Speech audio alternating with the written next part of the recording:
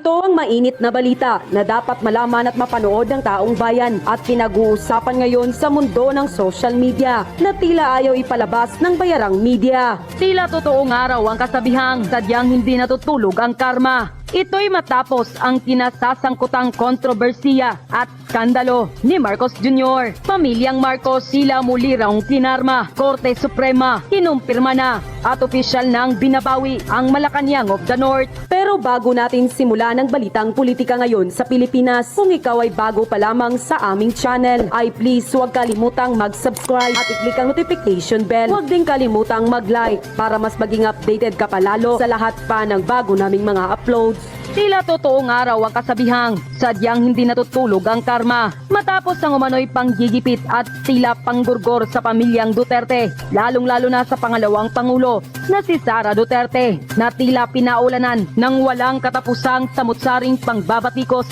ng administrasyon ngayon. Sa wakas, gumagana pa rin pala ang judiciary sa Pilipinas.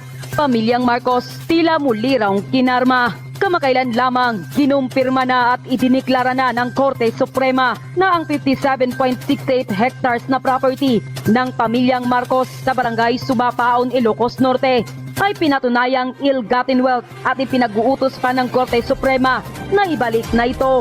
Ayon pa sa balita na inilabas ng Korte Suprema, SC Marcos family's Paway property ill-gotten. The Supreme Court EC has ruled that a 57.68 hectare property in Barangay Suba, Pao, Ilocos Norte, owned by the Marcoses, constitutes ill-gotten wealth in a decision penned by Associate Justice Marvic Leonen. The ECN Bank rule as unconstitutional the 25-year lease agreement signed on December 20, 1978 between the late President Ferdinand Marcos Sr. and the Philippine Tourism Authority (PTA).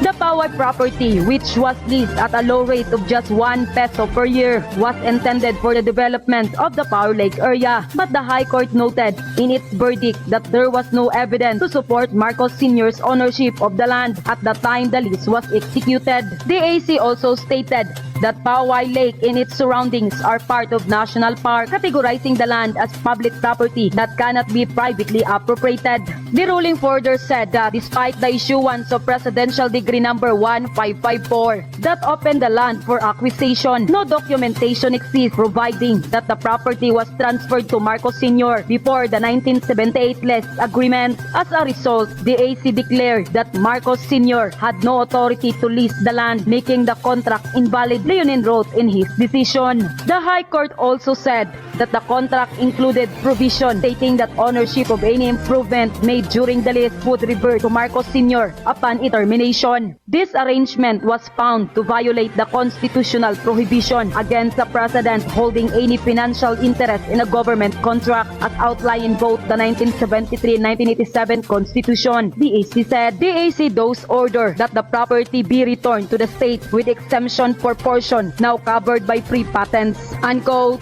Ngayong tila hinatulan na at napatunayan na ng Korte Suprema na tila ilan sa mga ari-arian at pera ng pamilyang Marcos ay kinukonsindera na ill-gotten wealth. Ano kaya ang masasabi rito ni Pangulong Marcos Jr.? Aware na kaya siya sa pinag-utos at desisyon ngayon ng Korte Suprema?